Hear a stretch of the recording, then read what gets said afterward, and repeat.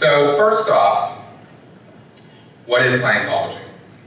Now, I've had some amusing conversations since I left Scientology about this, answering this question.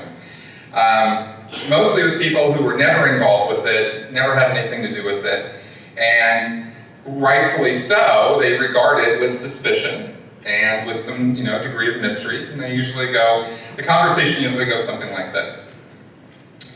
Oh, you were a Scientologist. Okay, so what's Scientology? And I'll say, well, Scientology is a money-making scam designed to enrich one man with power and money, and they use religious cloaking to hide the true nature of it, and give the leaders protection from the IRS and other government agencies so it can continue to scam people, and so its victims will have no recourse in a court of law. So people hear that, and they say, well, yeah, okay, but what's Scientology? And I go, no, that is what Scientology is. And they go, yeah, okay, good, but what do they believe? What do they tell people? And I go, oh, you want to know what the scam is? And they go, well, yeah, I guess I do. And I'm not actually trying to be a jerk when I say stuff like that. Although I'm sure some people might think that is where I'm approaching it from. I'm actually trying to be very exact and precise about it right from the get-go, because otherwise you could start, if I told you from the get-go, well, Scientology is da-da-da-da-da-da-da, according to what L. Ron Hubbard says, you could take that information in and start thinking, oh, well, that doesn't sound so bad. Oh, that kind of makes a little bit of sense. Because I can word it in such a way that it does sound like it makes sense.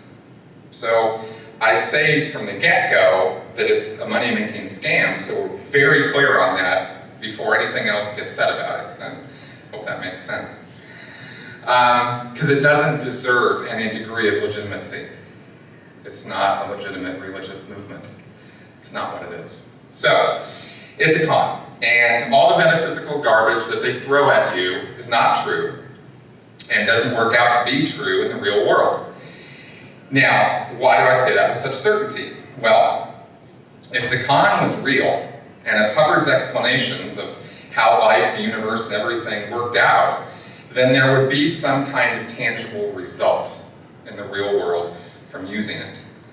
And I'm not talking about a result of making people feel a little bit better, or being a little happier, or thinking, that they don't have emotional stress when they think about their mother.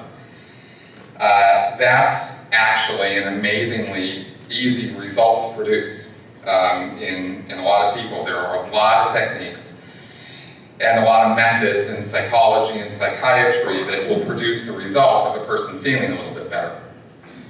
And those methods don't necessarily cure anything, and they don't necessarily make your worries go away forever, but if you do them, you go, oh, I feel better now, so, Scientology must work. And that's like, no, that's not what I'm talking about. When I say that, that's L. Ron Hubbard, by the way, that's the founder of Dianetics and Scientology.